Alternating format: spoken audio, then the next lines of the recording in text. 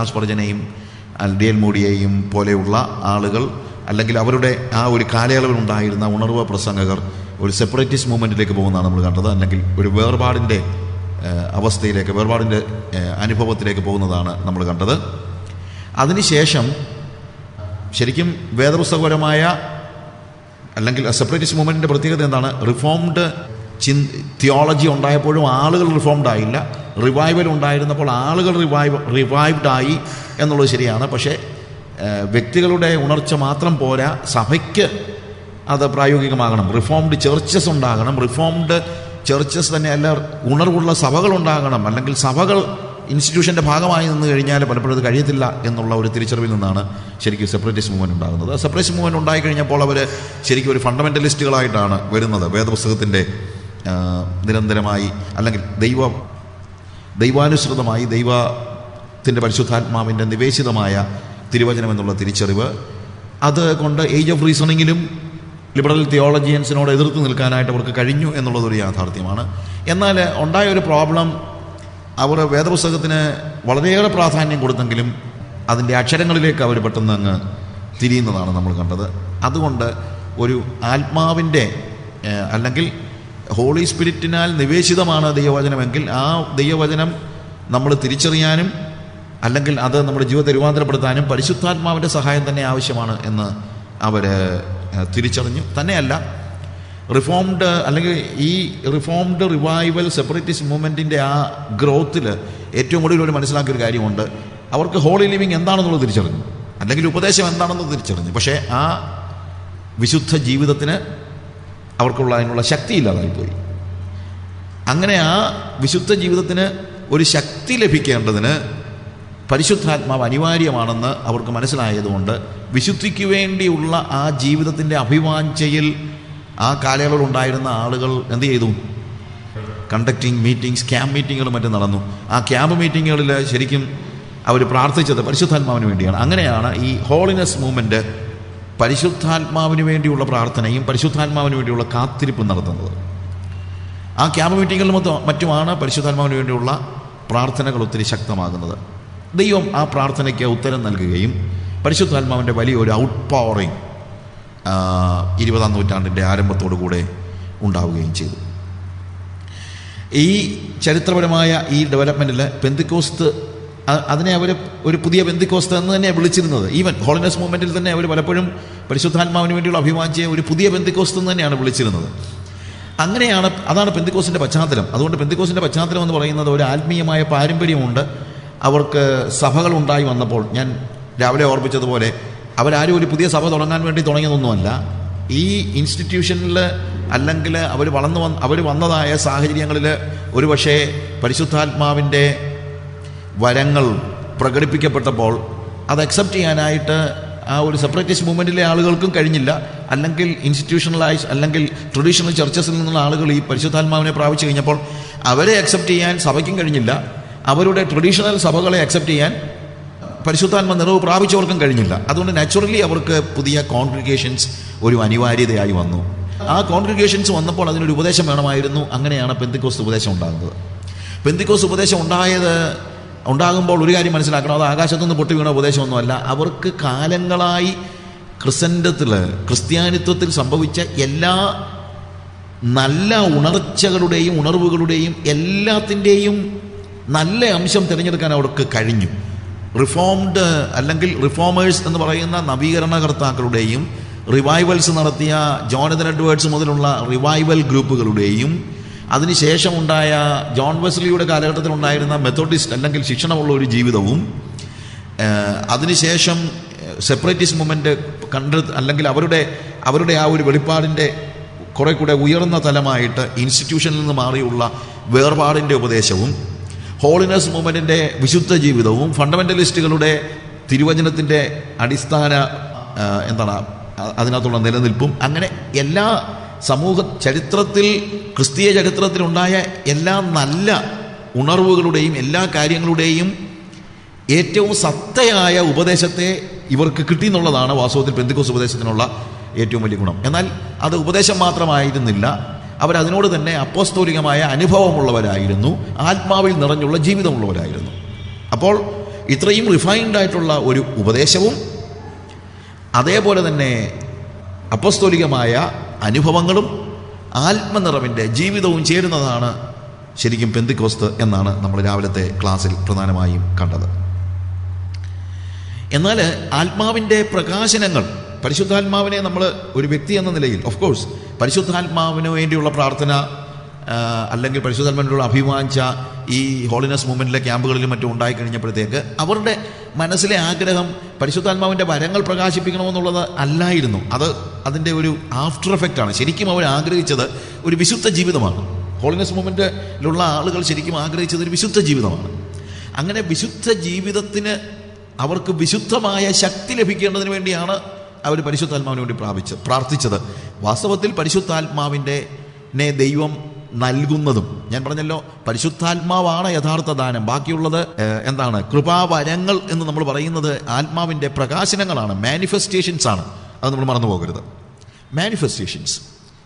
അപ്പോൾ ഈ പരിശുദ്ധാത്മാവ് എന്ന ദാനം നമുക്ക് നൽകിയിരിക്കുന്നത് എന്തിനാണെന്ന് പ്രാഥമികമായി ചോദിച്ചാൽ, അടിസ്ഥാനപരമായി ഓരോ വ്യക്തികൾക്കും ഇത് നൽകിയിരിക്കുന്നതിനാണെന്ന് ചോദിച്ചു കഴിഞ്ഞാൽ അവർക്ക് ഒരു വിശുദ്ധ ജീവിതം സാധ്യമാകേണ്ടതിനാണ്. അതുകൊണ്ടാണ് യോഹന്നാൻ്റെ സുവിശേഷത്തിൽ കർത്താവ് പറയുന്നത്, നിങ്ങൾക്ക് കൽപ്പന അനുസരിക്കാൻ ശക്തിയില്ലാതെ വരുമ്പോൾ, നിങ്ങൾക്ക് കൽപ്പന അനുസരിക്കും, നിങ്ങൾ എന്നെ സ്നേഹിക്കുന്നുവെങ്കിൽ എൻ്റെ കൽപ്പനകളെ കാക്കും, അതെനിക്കറിയാം, ആഗ്രഹമുണ്ട്, പക്ഷെ അതിനുള്ള ശക്തിയില്ലാതെ ഇരിക്കുമ്പോൾ അതിന് നിങ്ങൾക്ക് ശക്തി പകരേണ്ടതിന് ഞാൻ എന്തു ചെയ്യും? പിതാവിനോട് ചോദിച്ച് എന്താണ്? നിങ്ങളെ ശക്തീകരിക്കുന്ന എ കംഫർട്ടർ ഓർ എ സ്ട്രെങ്തനർ, നിങ്ങളെ ശക്തീകരിക്കുന്ന പരിശുദ്ധാത്മാവിനെ അല്ലെങ്കിൽ സത്യത്തിൻ്റെ ആത്മാവിനെ ഞാൻ നിങ്ങൾക്ക് വേണ്ടി അയച്ചു തരും. അപ്പോൾ പരിശുദ്ധാത്മാവിനെ ദൈവസഭയ്ക്ക് കൊടുത്തിരിക്കുന്നതിൻ്റെ പ്രഥമമായ ലക്ഷ്യം എന്ന് പറയുന്നത് എന്താണ്? ഒരു വിശുദ്ധ ജീവിതത്തിന് നമ്മളെ പ്രാപ്തമാക്കുന്നതിന് വേണ്ടിയാണ്. ഹോളി സ്പിരിറ്റിൻ്റെ സഹായമില്ലാതെ ഒരു വ്യക്തിക്ക് ഒരു വിശുദ്ധ ജീവിതം ജീവിക്കാനായിട്ട് കഴിയത്തില്ല. കാരണം നമ്മുടെ ഉള്ളിൽ വീണ്ടും ജനിക്കുന്നത് വരെയുള്ള ജീവൻ എന്ന് പറയുന്നത് ആദാമ്യ പ്രകൃതമാണ്. അത്രയും ശക്തിയൊക്കെ നമുക്കുള്ളൂ. പക്ഷേ വീണ്ടും ജനിക്കുമ്പോൾ നമ്മൾ ജനിക്കുന്നത് തന്നെ ആത്മാവിനാലായതുകൊണ്ട് എന്താണ്? ആ പരിശുദ്ധാത്മാവ് നമുക്ക് കർത്താവ് നൽകുന്നു. ആ കർത്താവ് നൽകിയിരിക്കുന്ന പരിശുദ്ധാത്മാവ് എന്തിനു വേണ്ടിയാണ്? നമ്മളെ ശക്തീകരിക്കാൻ വേണ്ടിയാണ്. അപ്പോൾ ഇവിടെയാണ് ചിലപ്പം കൺഫ്യൂഷൻ ഉണ്ടാകുന്നത്. എന്ത്? പരിശുദ്ധാത്മാവ് നമുക്ക് വീണ്ടും ജനനത്തിൽ നൽകിയിട്ടില്ലേ? അല്ലെങ്കിൽ വീണ്ടും ജനനം പരിശുദ്ധാത്മാവിനാലല്ലേ? പിന്നെന്തിനാണ് പരിശുദ്ധാത്മാവിനെ സ്വീകരിക്കുക എന്ന് പറഞ്ഞാൽ എന്താണ് അതിൻ്റെ അർത്ഥം? വിശ്വസിച്ചിട്ട് പരിശുദ്ധാത്മാവിനെ പ്രാപിച്ചുവോ എന്ന് ചോദിക്കുന്നത് അർത്ഥമല്ലോ ഉണ്ടോ? വിശ്വസിക്കുമ്പോൾ തന്നെ പരിശുദ്ധാത്മാവില്ലേ? പരിശുദ്ധാത്മാവ് നിങ്ങൾക്ക് ഇല്ല എന്നുള്ളതല്ല അതിനകത്തെ വിഷയം. പക്ഷേ പരിശുദ്ധാത്മാവ് എൻ്റെ ജന്മാവകാശമാണ് എന്ന് ജോൺ സ്നോട്ട് പറഞ്ഞപ്പോൾ, ജന്മാവകാശമാണെന്ന് പറയുന്നത് ശരിയാണ്. പക്ഷേ തൊട്ടിലിൽ കിടക്കുന്ന ഒരു കുഞ്ഞ് ഒരിക്കലും പിതാവിൻ്റെ അവകാശം പ്രായോഗികമായി പ്രാക്ടീസ് ചെയ്യുന്നില്ല. അതുകൊണ്ട് പ്രയോഗത്തിൽ അത് പ്രാക്ടീസ് ചെയ്യുന്ന ഒരു തിരിച്ചറിവ് നമുക്കുണ്ടാകണം, ഇഗ്നറൻസ് ഉണ്ടാകരുത്. അതുകൊണ്ടാണ് ഈ 1 കൊരിന്ത്യർ 12-ാം അധ്യായം തുടങ്ങുമ്പോൾ തന്നെ പൗലോസ് പറയുന്നത്, നിങ്ങൾ ആത്മീക കാര്യങ്ങളെക്കുറിച്ച്, ആത്മീക വരങ്ങളെക്കുറിച്ചെന്നല്ല ഇവിടെ പറഞ്ഞിരിക്കുന്നത്, ആത്മീക കാര്യങ്ങളെക്കുറിച്ച് നിങ്ങൾ അറിവില്ലാത്തവരായിരിക്കരുത്, നിങ്ങൾ അൺഇൻഫോംഡ് ആയിരിക്കരുത്. ഇന്ന് വാസ്തവത്തിൽ വിശ്വാസികൾ അല്ലെങ്കിൽ പെന്തിക്കോസ്ത് വിശ്വാസികളിലും മറ്റുള്ളവരിലും എല്ലാം ഈ കൺഫ്യൂഷൻ ഉണ്ടാകാനുള്ള കാരണം we are ignorant, we are uninformed about the spiritual matters. ആത്മീക കാര്യങ്ങളെക്കുറിച്ചുള്ള ഇഗ്നറൻസ് ആണ് നമുക്ക് പലപ്പോഴും പ്രോബ്ലം ഉണ്ടാകുന്നത്. അതുകൊണ്ട് നിങ്ങൾ അൺഇൻഫോംഡ് ആയിരിക്കരുത് എന്ന് പറയുകയാണ്. It is a birth right of course. പക്ഷേ ആ ബർത്ത് റൈറ്റ് നമ്മുടെ സ്വന്തമാക്കണമെങ്കിൽ, സ്വന്തമാക്കുക എന്ന് പറഞ്ഞാൽ ഞാനതിന് പറഞ്ഞ ഉദാഹരണം ഇതാണ്. എൻ്റെ മുഴുവൻ സ്വത്തിനും അവകാശി എൻ്റെ മക്കളാണ്, അല്ലെങ്കിൽ എൻ്റെ മകനാണ്. എനിക്കൊരു മകനെ ഉള്ളെങ്കിൽ എൻ്റെ മകനാണ്, 10 മക്കളുണ്ടെങ്കിൽ 10 മക്കൾക്കാണ്. എൻ്റെ മുഴുവൻ സ്വത്തിൻ്റെ അവകാശി അവരാണ്. അത് ശരിയാണ്. പക്ഷേ ഈ അവകാശം ഞാൻ എൻ്റെ വിൽപത്രത്തിൽ എഴുതി ബാങ്കിൻ്റെ ലോക്കറിൽ വെച്ചിട്ട് അർത്ഥമില്ലെന്നല്ല.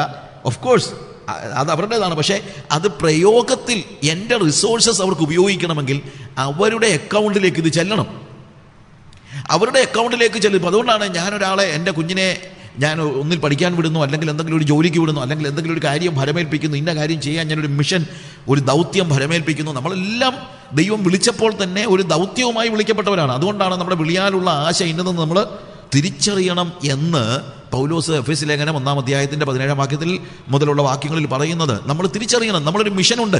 ആ ദൗത്യം നിർവഹിക്കാൻ നമ്മൾ മക്കളായതുകൊണ്ട് നമുക്ക് അതോറിറ്റി ഉണ്ട് എന്ന് പറയുമ്പോൾ, അവകാശമുണ്ട്, അതിനുള്ള ഫ്രീഡം ഉണ്ട് എന്ന് പറയുമ്പോൾ, അത് തിരിച്ചറിഞ്ഞാൽ മാത്രമേ, എനിക്കുള്ള അവകാശത്തെക്കുറിച്ചുള്ള തിരിച്ചറിവുണ്ടാകുമ്പോഴാണ് എനിക്ക് ഫ്രീഡം ഉണ്ടാകുന്നത്. എൻ്റെ പിതാവിന് ഇന്ന കാര്യങ്ങളുണ്ടെന്ന് പറയുമ്പോഴല്ല, ആ പിതാവ് എന്നോട് സംസാരിക്കുമ്പോഴാണ്, എന്നെ ഒരു കാര്യം ഫലമേൽപ്പിക്കുമ്പോഴാണ്, കമ്മ്യൂണിക്കേഷൻ ഉണ്ടാകുമ്പോഴാണ് എനിക്ക് ഫ്രീഡം ഉണ്ടാകുന്നത്. കമ്മ്യൂണിക്കേഷൻ ഉണ്ടാകുന്നില്ലെങ്കിൽ ഫ്രീഡം ഉണ്ടാകുന്നില്ല. അപ്പോൾ കമ്മ്യൂണിക്കേഷന് ശരിക്കും പറഞ്ഞ ഒരു മാർഗമേ ഉള്ളൂ. ഞാൻ പറഞ്ഞല്ലോ, ഗോഡ് ഈസ് സ്പിരിറ്റ്, ദൈവം ആത്മാവാകുന്നു. അപ്പോൾ ദൈവത്തിന് എന്നോട് കമ്മ്യൂണിക്കേറ്റ് ചെയ്യണമെങ്കിൽ എൻ്റെ ആത്മതലത്തിൽ മാത്രമേ കമ്മ്യൂണിക്കേറ്റ് ചെയ്യാനായിട്ട് കഴിയത്തുള്ളൂ. അതുകൊണ്ടാണ് കമ്മ്യൂണിക്കേഷൻ, ദൈവത്തോടുള്ള കമ്മ്യൂണിക്കേഷൻ പ്രയോഗത്തിൽ വരുത്താനാണ് വാസ്തവം പറഞ്ഞു കഴിഞ്ഞാൽ ദൈവത്തിൻ്റെ പരിശുദ്ധാത്മാവിനെ അവൻ എനിക്ക് നൽകിയിരിക്കുന്നത്. അതുകൊണ്ട് ഇപ്പോൾ എനിക്ക് ഫ്രീഡം ഉണ്ട്. ബിക്കോസ് എനിക്കറിയാം എന്നെ ഭരമേൽപ്പിച്ചിരിക്കുന്ന ദൗത്യം, അവൻ്റെ വിളിയാലുള്ള ആശ ഇന്നതെന്ന് എനിക്കിപ്പോൾ അറിയാം. അപ്പോൾ എനിക്ക് ദൗത്യം എന്താണെന്നുള്ള ബോധ്യമുണ്ടായി. ആ ദൗത്യം ചെയ്യാനുള്ള വലിയ ഒരു ഫ്രീഡം എനിക്കുണ്ട്, സ്വാതന്ത്ര്യമുണ്ട്. പക്ഷെ സ്വാതന്ത്ര്യം മാത്രം പോരല്ലോ, അതിനുള്ള റിസോഴ്സ് വേണം. റിസോഴ്സ് എന്ന് പറയുമ്പോൾ എന്നെ ദൈവം ഭരമേൽപ്പിച്ചിരിക്കുന്ന ദൗത്യം നിർവഹിക്കണമെങ്കിൽ, ഹ്യൂമൻ ടേംസിൽ പറയുമ്പോൾ, ഞാൻ എൻ്റെ കുഞ്ഞിനോട് ഇന്ന കാര്യം ചെയ്യണമെന്ന് പറഞ്ഞിട്ട് അവനെന്തോ വല്ലവരുടെ പൈസ വാങ്ങിച്ചത് ചെയ്യണോ, അല്ലെങ്കിൽ ലോകത്തിൻ്റെ ഏതെങ്കിലും ഒരു കാര്യങ്ങൾ കൊണ്ട് ചെയ്യണോ? ഇല്ല. If I M giving A mission, certainly I will provide what all things that is needed for my child to accomplish the mission that is given to him. അവന് കൊടുത്തിരിക്കുന്ന ദൗത്യത്തെ പൂർത്തീകരിക്കാൻ ആവശ്യമായ റിസോഴ്സസ് ഞാൻ ഏൽപ്പിച്ചു കൊടുക്കും. ആ റിസോഴ്സസ് ഒഴുക്കിക്കൊടുക്കാനുള്ള ഒരു അക്കൗണ്ടാണ് വാസ്തവത്തിൽ പരിശുദ്ധാത്മാവ് എന്ന് പറയുന്നത്. അപ്പോൾ പരിശുദ്ധാത്മാവിലൂടെ പിതാവായ ദൈവം, when I am receiving the Holy Spirit, it is just like starting an account in my name in heaven. സ്വർഗത്തിൽ എൻ്റെ പേരിൽ ഒരു അക്കൗണ്ട് തുടങ്ങുന്നത് പോലെയാണ്. ആ ഒരു അക്കൗണ്ട് തുടങ്ങിയുള്ള ഗുണം എന്താ? പിന്നെ ഞാനിപ്പോൾ എൻ്റെ കുഞ്ഞിന് വേണ്ടി, അല്ലെങ്കിൽ എൻ്റെ മകൾക്ക് വേണ്ടി, അല്ലെങ്കിൽ മകന് വേണ്ടി ഞാൻ എന്ത് ചെയ്യുന്നു? അവരെ ഫലമേൽപ്പിച്ചിരിക്കുന്ന ദൗത്യം ചെയ്യാനായിട്ട് അവളുടെ അക്കൗണ്ടിലേക്ക് ഞാൻ പണം ട്രാൻസ്ഫർ ചെയ്യാണ്. And she is using N ATM card. ആവശ്യമുള്ള സമയത്ത് എന്ത് ചെയ്യുന്നു? ആ പണം വിത്ഡ്രോ ചെയ്യുന്നു. ഇതുപോലെ എൻ്റെ ജീവിതത്തിന്, എൻ്റെ ദൗത്യത്തിന് ആവശ്യമായ സകല റിസോഴ്സസും സ്വർഗത്തിലുണ്ട്. ആ റിസോഴ്സസ് എന്നിലേക്ക് പകരപ്പെടുവാനുള്ള ഒരു മാർഗമാണ് പരിശുദ്ധാത്മാവിലുള്ള എൻ്റെ ജീവിതം എന്ന് പറയുന്നത്. When I receive the Holy Spirit, when I am born in the kingdom of God, I am born of the Spirit. അതിനെനിക്ക് സംശയമൊന്നുമില്ല. ഞാൻ വീണ്ടും ജനിച്ചപ്പോൾ തന്നെ ഞാൻ ആത്മാവിലാണ് ജനിച്ചത്. പക്ഷേ ഞാൻ ആത്മാവിനെ സ്വീകരിക്കുക എന്ന് പറയുമ്പോൾ, ഞാൻ പറഞ്ഞല്ലോ, ഒരു വളരെ സിമ്പിളായിട്ടുള്ള ഉദാഹരണമാണ്. It is starting N account in heaven. അത് ഞാൻ തുടങ്ങുന്നതല്ല, അപ്പൻ തുടങ്ങുന്നതാണ്. അതുകൊണ്ട് പരിശുദ്ധാത്മാവ് എന്ന ദാനം നമുക്ക് ലഭിക്കുന്നതാണ്, അല്ലാതെ ഞാൻ തുടങ്ങുന്നതല്ല, ഞാൻ ചെന്നെടുക്കുന്ന കാര്യമല്ല. We are receiving it. അതാണ് നമുക്കിനി പഠിക്കാനുള്ള കാര്യം. നമുക്ക് ഒരു ദൗത്യം നിർവഹിക്കണമെങ്കിൽ നമുക്ക് റിസോഴ്സസ് വേണം, അതോറിറ്റി വേണം, പവർ വേണം, ഫ്രീഡം വേണം. നമുക്കതിനുള്ള ശക്തി കർത്താവ് ഒഴുക്കി തരികയാണ് എന്നെ ഭരമേൽപ്പിച്ചതായ ദൗത്യം നിർവഹിക്കാനായിട്ട്. പക്ഷേ ഇത് ഞാൻ റിസീവ് ചെയ്യണം, അത് ഞാൻ സ്വീകരിക്കണം. കർത്താവ് അത് ഓൾറെഡി നമുക്കുണ്ട്, പക്ഷേ നമ്മൾ എന്ത് ചെയ്യണം? അത് സ്വീകരിക്കണം. നമുക്ക് സ്വർഗത്തിൽ സകല റിസോഴ്സസും വീണ്ടും ജനിച്ച എല്ലാ ദൈവമക്കൾക്കുമായി അവൻ്റെ സകല റിസോഴ്സസും അവൻ ഒരുക്കിയിട്ടുണ്ട്. പക്ഷേ നമ്മൾ സ്വീകരിക്കണം. ആ സ്വീകരണത്തിൻ്റെ തലത്തിലാണ് അത്. It is given but we need to receive it. It is already given but you need to receive it. അതാണ്. അതുകൊണ്ട് പരിശുദ്ധാത്മാവിനെ ദൈവം ചിലർക്ക് മാത്രമായിട്ട് മാറ്റി വെച്ചിട്ടൊന്നുമില്ല. Holy spirit is given to all the people. ആരെയും മാറ്റി നിർത്തിയിട്ടില്ല. പക്ഷേ we need to receive it. ആ റിസീവിങ്ങിൻ്റെ തലത്തിൽ മാത്രമേ വ്യത്യാസം ഉണ്ടാകുന്നുള്ളൂ. ചിലരിത് മനസ്സോടുകൂടെ സ്വീകരിക്കുന്നു, ചിലർ അതിന് റിലക്റ്റൻ്റ് ആകുന്നു, ചിലർ എന്ത് ചെയ്യുന്നു? ഇല്ല, ഓൾറെഡി എനിക്ക് അതുണ്ട് എന്ന് പറയുന്നു. ഇതൊക്കെ ശരിയായി, അതൊക്കെയാണ് ഈ പ്രോബ്ലംസ് ഉണ്ടാക്കുന്നത്. We need to receive it. Receive എന്ന് പറയുന്ന വാക്കാണ് ഇനി നമ്മൾ പഠിക്കാൻ പോകുന്നത്. അതിനകത്ത് വളരെ ആ പ്രയോഗത്തിൽ വലിയൊരു അർത്ഥമുണ്ട്. റിസീവ് എന്നുള്ള വാക്കിന് ഇവിടെ ഉപയോഗിച്ചിരിക്കുന്നത് വേദപുസ്തകത്തിൽ, എസ്പെഷ്യലി ആക്ട്സ് ചാപ്റ്റർ 1:8 മറ്റും, you shall receive power when the Holy Spirit will come upon you എന്ന് പറയുന്ന റിസീവ് എന്നുള്ള വാക്ക്, ഞാൻ ഇവിടെ ഗ്രീക്കും ഹീബ്രു ഒന്നും പഠിപ്പിക്കാൻ വന്നതൊന്നുമല്ല. ഞാൻ കഴിവതും അങ്ങനെയുള്ള വാക്കുകൾ ഒഴിവാക്കാനേ നോക്കുന്നുള്ളൂ. അതല്ല ഇതിനകത്തെ ഒരു ലക്ഷ്യം എന്ന് പറയുന്നത്. പക്ഷേ ആ വാക്കിൻ്റെ ആ ഡിഫറൻസ് മനസ്സിലാക്കാനാണ്. ഇതിനു വേണ്ടി ഡിഫറൻ്റ് ആയിട്ടുള്ള 3 പദങ്ങൾ ഗ്രീക്ക് ഭാഷയിലുണ്ട്. ആ 3 പദങ്ങൾക്കും വ്യത്യസ്തമായ അർത്ഥമാണുള്ളത്. ഒന്ന് അഹ്രിയോമ എന്ന് പറയുന്നൊരു സ്ഥലം, ഒരു വാക്കാണ്. അതിൻ്റെ അർത്ഥം ചൂസ് ചെയ്യുക എന്നുള്ളതാണ്. ഇപ്പം നമുക്ക് കൂട്ടിയിട്ടിരിക്കുന്ന ഒരു സ്ഥലത്ത് നമ്മൾ ചെന്ന് എടുക്കുന്ന ഒരു കാര്യത്തിനാണ്, അല്ലെങ്കിൽ നമ്മൾ ചെന്ന് എടുക്കുകയാണ്. ടേക്ക് എന്ന് പറയുന്നതിന് തുല്യമാണ് ചൂസിങ്, ടേക്കിംഗ്. എന്നാൽ അഹ്രിയോമ എന്ന് പറയുന്ന പദം പുസ്തകത്തിൽ പരിശുദ്ധാത്മാവായിട്ടുള്ള ബന്ധത്തിൽ ഉപയോഗിച്ചിട്ടില്ല. എന്താണെന്ന് ചോദിച്ചു കഴിഞ്ഞാൽ, ഇത് നമ്മൾ ചൂസ് ചെയ്യുന്നതല്ല. ഹോളി സ്പിരിറ്റ് നമ്മുടെ ചോയ്സ് അല്ല, ഇറ്റ് ഈസ് ഗിവൺ. അതുകൊണ്ട് നമുക്ക് ചിലർ ചെന്ന് എനിക്ക് തന്നേലേ പറ്റുള്ളൂ. Holy spirit is given to you, അതിനകത്ത് യാതൊരു സംശയമില്ല. You just receive it. Receiving എന്ന് പറയുന്നത് ടേക്കിംഗ് എന്ന് പറയുന്നത് രണ്ടാണ്. ഞാനിത് ചെന്ന് പിടിച്ചെടുക്കുകയല്ല. ഞാൻ എന്തെങ്കിലും പ്രത്യേകമായ കാര്യങ്ങൾ ചെയ്തിട്ട് അതിൻ്റെ ഫലമായിട്ട് ദൈവത്തിന് യാതൊരു ഗതിയുമില്ലാതെ, നമ്മുടെയൊക്കെ ചിന്ത അതാണ്, ദൈവത്തിന് നമുക്കിത് തരാൻ ഒരു ആഗ്രഹവുമില്ല, പിന്നെ നമ്മളവനെ വിഷമിപ്പിച്ച് കഴിഞ്ഞാൽ വല്ലതും കിട്ടിയെങ്കിലായി. അങ്ങനൊന്നുമല്ല. തന്നോട് യാചിക്കുന്നവർക്ക് പരിശുദ്ധാത്മാവിനെ അവൻ എത്ര അധികം കൊടുക്കുമെന്നാണ്. എത്ര അധികം കൊടുക്കും.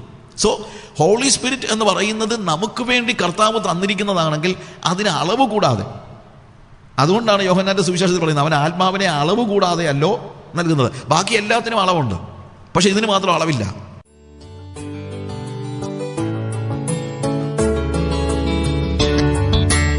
ആത്മാവേ പരിശുദ്ധാത്മാ